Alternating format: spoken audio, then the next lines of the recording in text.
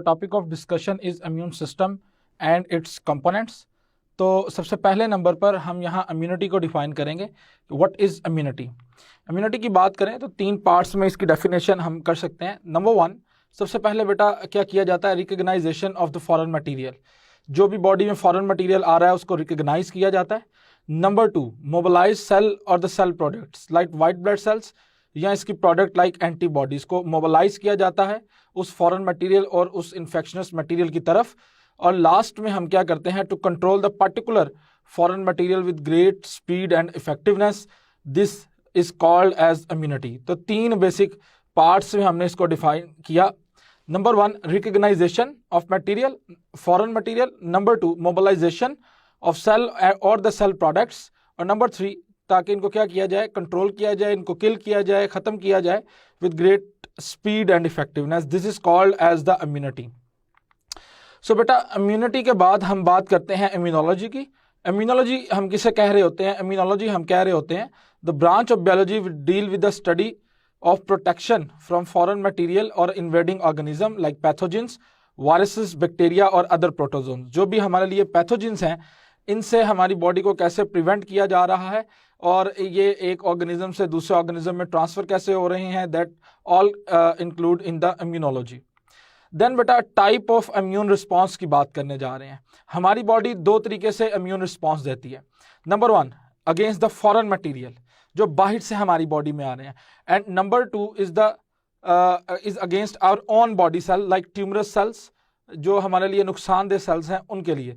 अगर किसी वजह से हमारी बॉडी हमारे नॉर्मल सेल्स को ही इफेक्ट करना शुरू कर दे, हमारा इम्यून सिस्टम नॉर्मल सेल को ही डिस्ट्रॉय करना शुरू कर दे, तो बेटा इसे हम ऑटो इम्यूनिटी या ऑटो इम्यून रिस्पॉन्स का नाम देते हैं। ठीक है जी। देन बेटा हम मूव कर रहे हैं towards the defence line of the body. हमारी बॉडी में थ्री बेसिक डिफेंस लाइन है। The first one is the first line of defence which is non specific. The first line of defence consist of physical and chemical barrier. Physical barrier like our skin, इसी तरह से hairs and nails, जबकि chemical barriers में शामिल है saliva, tears और HCl, जो कि स्टमक की वॉल से सक्रीट होता है और फूड में मौजूद पैथोजेंस या बैक्टीरिया को किल करता है। ठीक है जी। तो skin, mucus, saliva, tear, HCl वगैरह इसकी एग्जाम्पल है। Second line of defence it is also non specific और ये मेनली फैगोसाइट्स पर कंसिस्ट कर रहा है। फैगोसाइटोसिस इसमें बेसिकली होती है। फैगोसाइट्स और नेचुरल किलर सेल्स, जिसको शॉर्ट में एब्रीवेट करते हैं हम NK सेल्स, ये बेटा सेकेंड लाइन ऑफ डिफेंस में इंक्लूड है। देन इन्फ्लेमेटरी रिस्पॉन्स और टेम्परेचर रिस्पॉन्स भी हमारे पास सेकेंड लाइन ऑफ डिफेंस में इंक्लूड है।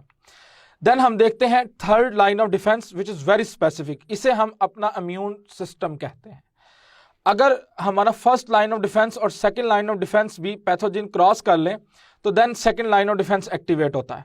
दो बेटा जी इसके मेन कंपोनेंट्स हैं। The first one is known as the lymphocytes while the other one is known as the antibodies. Lymphocyte और एंटीबॉडीज। और याद रख लीजिए MCQ पॉइंट ऑफ व्यू से बड़ा खास है कि जो हमारा इम्यून सिस्टम है it is derived from the mesoderm, यानी हमारी एक्टोडर्म स्किन और नर्वस सिस्टम बना रही है, हमारी एंडोडर्म गट की लाइनिंग, और बेटा इसके साथ साथ जो पेंक्रियाज और लीवर है वो बना रही है, जबकि मेसोडर्म बाकी सारे के सारे जितने भी आपकी बॉडी में सिस्टम्स पाए जा रहे हैं उनको बनाने में अपना रोल अदा कर रही है। ठीक है जी। नेक्स्ट बेटा हम मूव कर रहे हैं डेफिनेशन ऑफ द एंटीजन, जिसको हम एब्रीवेट करते हैं IG से, और इसको हम इम्यूनोजेंस भी कहते हैं। ठीक है जी। अब इम्यूनोजेंस की बात कीजिए तो इम्यूनोजेंस या antigen any foreign material which can stimulate the formation of the antibodies. हर ऐसा फॉरेन मटेरियल जो आपकी बॉडी में एंटीबॉडीज बनने को कंट्रोल कर रहा होगा उसे बेटा हम नाम दे रहे होंगे एंटीजन का। एंटीजन की केमिकल कंपोजिशन देखें, चूंकि ये फॉरेन मटेरियल है, ये प्रोटीन्स पर कंसिस्ट कर सकता है, ये बेटा न्यूक्लिक एसिड लाइक वायरॉइड पर कंसिस्ट कर सकता है, ये बेटा जी ग्लाइकोप्रोटीन्स हो सकती हैं, कार्बोहाइड्रेट्स हो सकती हैं। एनी फॉरेन मटेरियल जो आपकी बॉडी में इम्यून रिस्पॉन्स को एक्टिवेट कर ले या आपकी बॉडी में एंटीबॉडीज बनाने को प्रमोट करे उसे हम एंटीजन कहते हैं। तो इसकी केमिकल कंपोजिशन कुछ भी हो सकती है। तो बेटा दूसरे नंबर पर हम बात करने जा रहे हैं इम्यूनोग्लोबिन्स यानी एंटीबॉडीज की।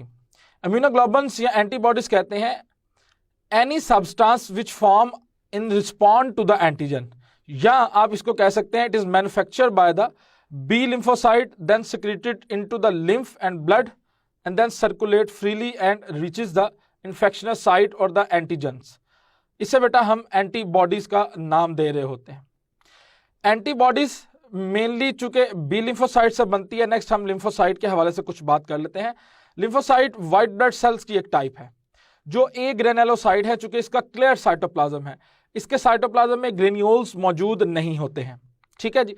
टू मेजर इसकी टाइप्स है, T lymphocyte and B lymphocyte.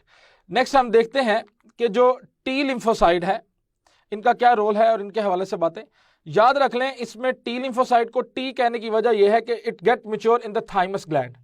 Thymus gland is present in the front of our heart, just beneath the sternum, heart के बिल्कुल ऊपर ये मौजूद है। और ये एक हार्मोन रिलीज करता है जिसका नाम है थाइमोसिन। तो it is the endocrine gland. Thymosin जो है वो बेटा टी लिम्फोसाइट की मैच्योरेशन करवाता है। तो अगर किसी पर्सन का थाइमस ग्लैंड प्रॉपर्ली काम नहीं कर रहा तो उसके टी लिम्फोसाइट प्रॉपर्ली मैच्योर नहीं हो पाएंगे। ठीक है जी। अब बनते ये स्टेम सेल में ही है जो कि रेड बोन मैरो में पाया जाता है, लेकिन ये मैच्योर कहां पर होते हैं? थाइमस ग्लैंड में। तो टी लिम्फोसाइट की साइड ऑफ प्रोडक्शन की बात कीजिए तो वो रेड बोन मैरो है, रेड बोन मैरो में पाए जाने वाले स्टेम सेल्स हैं। लेकिन बेटा अगर आप इसकी साइट ऑफ मैच्योरेशन की बात कीजिए तो इसकी site of maturation thymus gland है। ठीक है जी। देन बी लिम्फोसाइट की तरफ हम मूव करते हैं। बी लिम्फोसाइट को बी लिम्फोसाइट कहने की वजह कि ये फर्स्ट डिस्कवर हुआ था bursa of Fabricius in birds around the cloacal region. Cloacal region के अराउंड बर्सा फेब्रिकस में, और उस बर्सा के बी से हमने बी लिम्फोसाइट एब्रीवेट कर लिया। याद रख लें एक बड़ा खास पॉइंट कि बी लिम्फोसाइट बनते एज वेल एज मैच्योर भी रेड बोन मैरो में ही होते हैं। ये रेड बोन मैरो के स्टेम सेल में बनते हैं और यहीं पे मैच्योर होते हैं। जबकि टी लिम्फोसाइट आप देख सकते हैं, मैंने मेंशन किया कि ये बनते तो stem cell of red bone marrow में है बट ये मैच्योर थाइमस ग्लैंड में होते हैं। ठीक है जी। देन बेटा हम डिस्कस करते हैं एक एंटीबॉडी के रिप्रेजेंटेटिव स्ट्रक्चर को।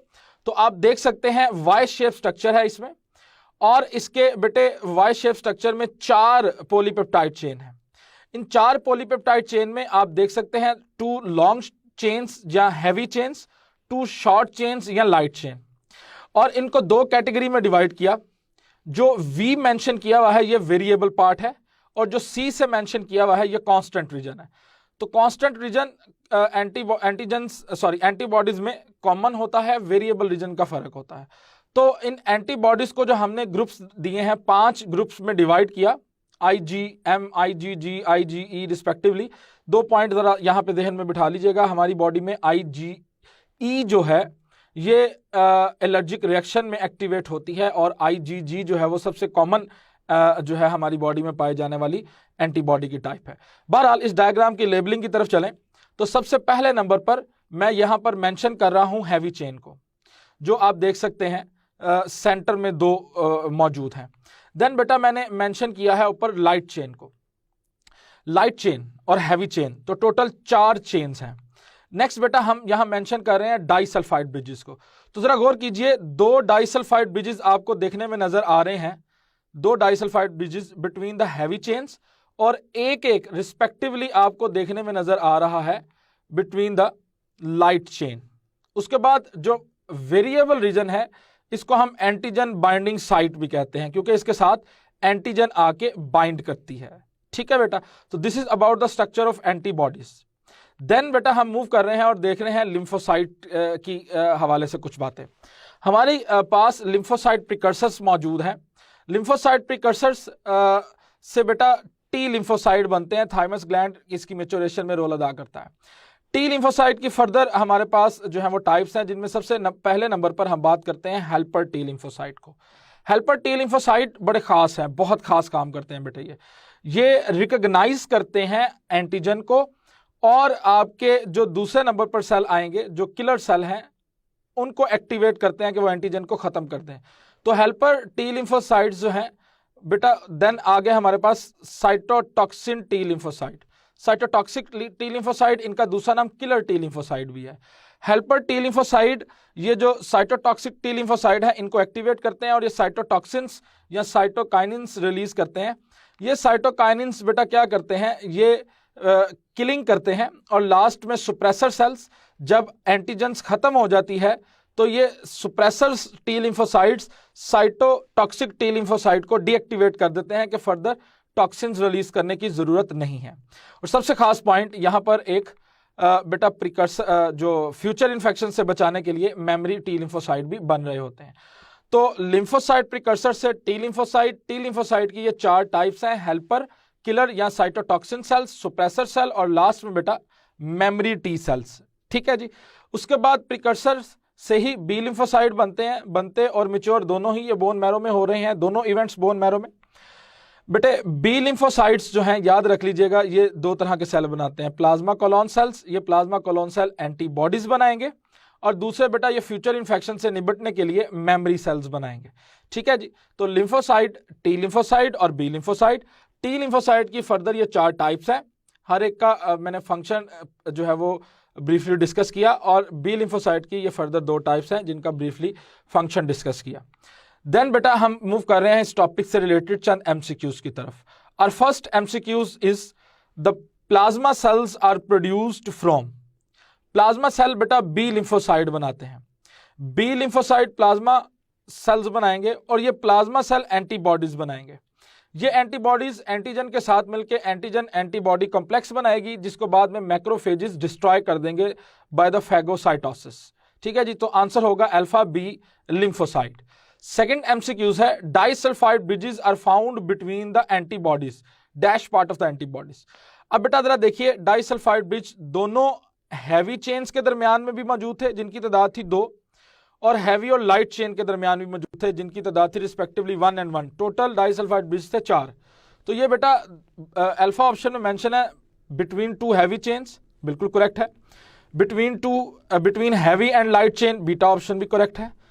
चार्ली ऑप्शन में लिखा हुआ है between 2 light chain, light chains के दरमियान में डाइसल्फाइड ब्रिज नहीं होते। तो आंसर हमारा जो करेक्ट बन रहा होगा वो है both A and B. Next MCQs की तरफ मूव करते हैं। Which cell do not play any role providing the immunity. Immunity में व्हाइट ब्लड सेल्स अपना रोल अदा करते हैं, एरिथ्रोसाइट्स यानी रेड ब्लड सेल्स का कोई रोल नहीं है। एसिनोफिल्स हो, लिम्फोसाइट हो, फैगोसाइट्स हो, नेचुरल किलर सेल्स हो, मैक्रोफेजेस हो, इन सब का इम्यून सिस्टम में कुछ ना कुछ रोल है। जबकि एरिथ्रोसाइट रेड ब्लड सेल का जो है बेटा वो transport of oxygen as well as carbon dioxide में रोल है, क्योंकि इनके पास हीमोग्लोबिन मौजूद है। सो अल्फा आंसर एरिथ्रोसाइट्स इसका करेक्ट आंसर होगा। नेक्स्ट देखिए, antibodies are the example of dash protein. अब एंटीबॉडीज में 4 जो है वो चेन्स हैं, तो क्वाटर्नरी फॉर्म में एग्जिस्ट करता है, ये पॉइंट जहन में रखिए। और दूसरी खास बात इनके हवाले से, एंटीबॉडीज के हवाले से, ये पॉइंट आपने जहन में रखना है, क्योंकि ये फंक्शनल प्रोटीन है और आपकी बॉडी में जो फंक्शनल प्रोटीन है वो ग्लोबुलर फॉर्म में एग्जिस्ट करती हैं। तो these are the example of globular protein, beta answer इसका करेक्ट आंसर होगा। नेक्स्ट हमारे पास जो एमसीक्यूज है, antigen binding sites are present. हमने रिसेंट एक डायग्राम में देखा था, जो वेरिएबल रीजन है both heavy and light chain के, यानी top of the Y shape structure, वहां पर बेटा ये एंटीजन बाइंड करती है, लिहाजा variable region of both heavy and light chain, Charlie answer correct answer होगा।